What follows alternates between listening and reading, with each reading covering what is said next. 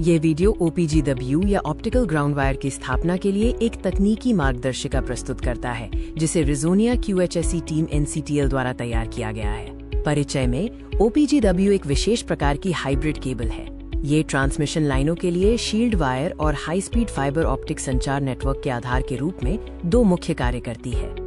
OPGW की संरचना में मुख्य रूप से एल्यूमीनियम क्लैड स्टील वायर मजबूती के लिए, ऑल एल्यूमीनियम वायर चालकता के लिए और स्टेनलेस स्टील ट्यूब में सुरक्षित फाइबर ऑप्टिकल यूनिट शामिल है। PBT जेली फाइबर को नमी और घर्षण से बचाती है। OPGW के मुख्य कार्य लाइटनिंग सुरक्षा, हाई स्पीड डेटा संचार और उच्च विश्वसनीयता प्रदान करना है।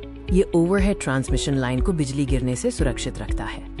स्थापना के तकनीकी मानकों में IEEE 1138-2008 और IEEE 524-1992 शामिल हैं। इन मानकों का पालन केबल की 25 से 30 वर्ष की सेवा आयु सुनिश्चित करने के लिए अनिवार्य है।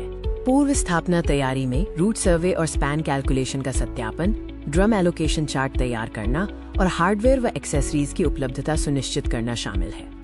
मुख्य उपकरण और मशीनरी में समान तनाव बनाए रखने के लिए हाइड्रोलिक टेंशन मशीन, केबल खींचने के लिए पुलर मशीन और 600 मिलीमीटर या 800 मिलीमीटर व्यास की रबर लाइन वाली पुली शामिल है।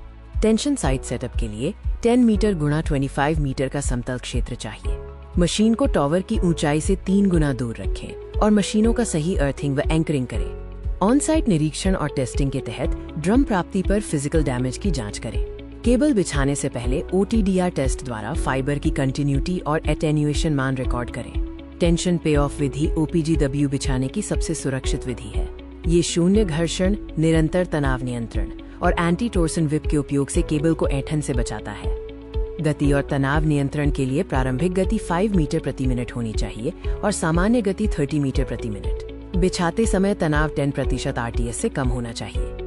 एंटी टोर्सन विप और मेश OPGW को बिछाते समय घूमने से रोकते हैं, जिससे फाइबर की लंबी आयु के लिए मरोड़ से बचाव होता है। टाइटेटिंग और सैग कंट्रोल के लिए सैग टेबल का पालन करें। न्यूनतम बेंड रेडियस 20 गुणा डायमीटर का पालन करें और सैग एडजस्टमेंट के बाद तुरंत परमानेंट क्लैंपिंग करें। हार्डवेयर और एक्सेसरीज में डेड एंड टॉवर्स के लिए टेंशन क्लैंप और इंटरमीडिएट टॉवर्स के लिए सस्पेंशन क्लैंप शामिल हैं। वाइब्रेशन डैम्पर कंपन को रोकते हैं। वाइब्रेशन डैम्पर कैलकुलेशन स्पैन की लंबाई पर निर्भर करता है। उदाहरण के लिए 250 मीटर से कम स्पैन के लिए प्रति N2 सेट डैम्पर का उपयोग किया जाता है। ऑप्टिकल फाइबर स्प्लिसिंग में फ्यूजन स्प्लिसिंग पूर्ण होने के बाद की जाती है। स्प्लिस लॉस 0.05 डेसिबल से कम होना चाहिए और जॉइंट बॉक्स को टॉवर पर सुरक्षित रूप से माउंट करें। सुरक्षा सबसे पहले केवल पावर ऑफ और सही अर्थिंग की स्थिति में ही कार्य करें। तेज हवा, वर्षा या तूफान के दौरान कार्य तुरंत रोक दें। सुरक्षा बेल्ट, हेलमेट और दस्ताने अनिवार्य हैं। क्वालिटी कंट्रोल चेकलिस्ट में हार्डवेयर के नट बोल्ट को सही टॉर्क से कसना, केबल पर कोई किंकिंग या स्क्रैच न होना और फाइबर एटेन्युएशन रिपोर्ट का सत्यापन शामिल है। निष्कर्ष ये है कि OPGW स्थापना एक जटिल तकनीकी प्रक्रिया है। IEEE मानकों और सही टूल्स के उपयोग से हम ग्रिड सुरक्षा और भविष्य उन्मुख संचार नेटवर्क दोनों सुनिश्चित करते हैं। क्वालिटी कंट्रोल पॉइंट्स में ट्रांसपोर्टेशन के दौरान घिसाव से बचना, बिछाते समय बेंडिंग रेडियस सुनिश्चित करना और फिटिंग्स व एक्सेसरीज के टाइट टॉर्क से बचना शामिल